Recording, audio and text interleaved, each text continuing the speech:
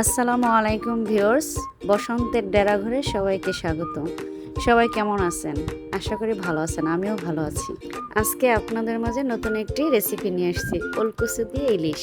তো চলুন রেসিপিটা শুরু করা যাক। প্রথমে একটি ইলিশ এবং দুটি ওলকচু নিয়ে নিলাম। ওলকচু দুটো কেটে ধুয়ে সিদ্ধ করে নিলাম। একটি ফ্রাই প্যানে গরম তেলে পেঁয়াজ কুচি ছেড়ে দিলাম। আস্তে আস্তে নাড়তে থাকলাম। এরপর একটু আদা বাটা রসুন বাটা দিয়ে দিলাম। পেঁয়াজগুলো লালচে করে ভেজে নিলাম। এখন এতে দিয়ে দিলাম হলুদের গুঁড়ো, মরিচের গুঁড়ো এবং ধনিয়ার গুঁড়ো দিয়ে আস্তে আস্তে নাড়তে থাকলাম। এরপর স্বাদ মতো লবণ দিয়ে দিলাম। সামান্য পরিমাণ পানি দিয়ে মশলাটাকে কষিয়ে নিলাম। কেটে রাখা ইলিশ মাছগুলো দিয়ে দিলাম। চুলা জালটাকে মিডিয়াম আঁচে রেখে মাছটাকে নেড়ে ঢাকনা দিয়ে ঢেকে দিলাম কষানোর জন্য। মাছটিকে ভালোভাবে কষিয়ে নেব এপিট ওপিট করে। মাছটি কষানো হয়ে গেলে একটি পাত্রে উঠিয়ে রাখব।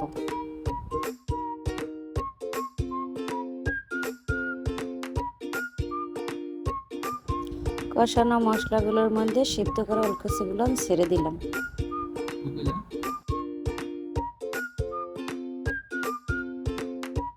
ওলকচুগুলো ভালোভাবে নেড়ে চেড়ে 3 মিনিটের জন্য ঢাকনা দিয়ে কষানোর জন্য রেখে দিলাম।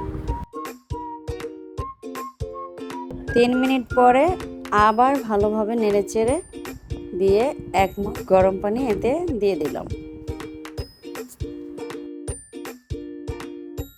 ভালোভাবে কচুটা সিদ্ধ হয়ে গেলে প্লেটে রাখা মাছগুলো এর ভিতরে ছেড়ে দিলাম।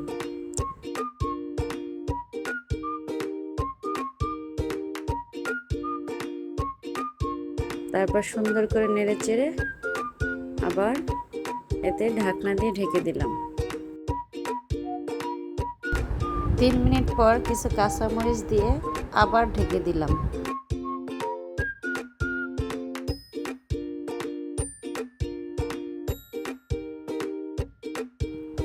5 মিনিট পর ঢাকনা উঠিয়ে এতে দিয়ে দিলাম ধনিয়া পাতা কুচি।